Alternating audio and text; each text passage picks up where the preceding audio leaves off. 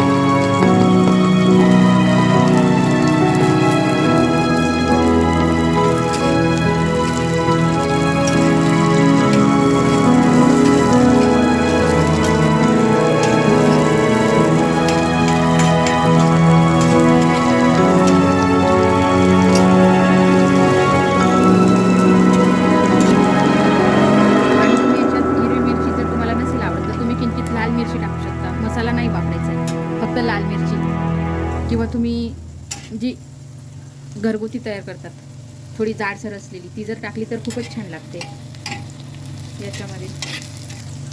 कारण की ह्या भाज्या असतात ना, ज्या रानभाज्या, त्याच्यामध्ये जेवढे कमी मटेरियल असेल किंवा मसाले कमी वापरले तेवढी छान भाजी लागते ही. आणि सिंपल असल्यामुळे खूप टेस्टी असते. त्याचा जो नैसर्गिक चवीचा प्रमाण असतो तो जास्तीत जास्त वाढतो आणि मसाले घातल्यामुळे ते थोडे कमी होतो. आता तुम्ही बघू शकता थोडासा कलर कांद्याचा पण चेंज व्हायला लागलेला आहे. आता थोडंसं कुणाला तर थोडासा किंचितसा ट्रान्सपरंट झालेला लागतो कांदा आणि कुणाला जास्त लागतो. मला थोडासा ब्राऊन, थोडा किंचित ब्राऊन, तेव्हा छान चव येते भाजीला. आता याच्यानंतर आपण त्याच्यामध्ये हळद घालून घ्यायची फक्त.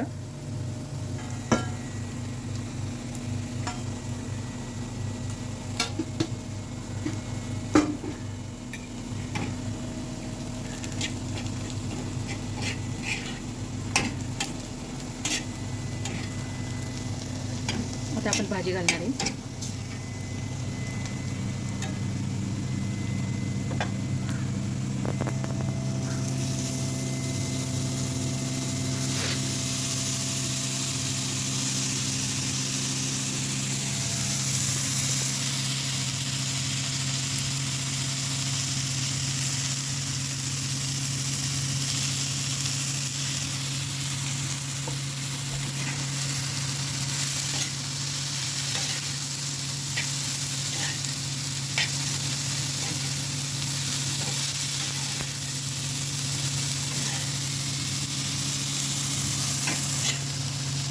बघा कशी छान फोडणी दिलेली आहे, तुम्ही बघू शकता. आणि आपण आता त्याच्यामध्ये मीठ घालून घेणार आहे.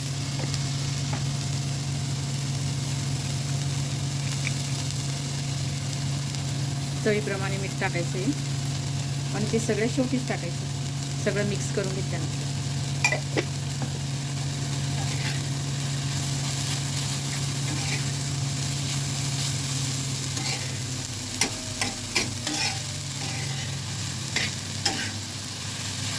पावसाळा सुरू झाला की ह्या भाजीचा जो वेल असतो तो पण खूप छान लागतो. त्या वेलाच्या भाजी आणि त्याचे जे कवळे कवळे पानं असतात त्याची सुद्धा भाजी केली जाते. खूपच चविष्ट लागते. आता आपण याला वाफून घ्यायचं आहे छान.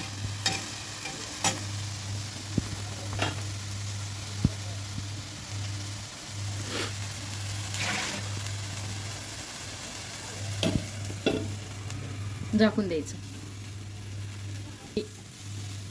थोडी पाण्याची आवश्यकता आहे तर थोडंसं पाण्याचं शिंतडा देऊ शकतो तुम्ही.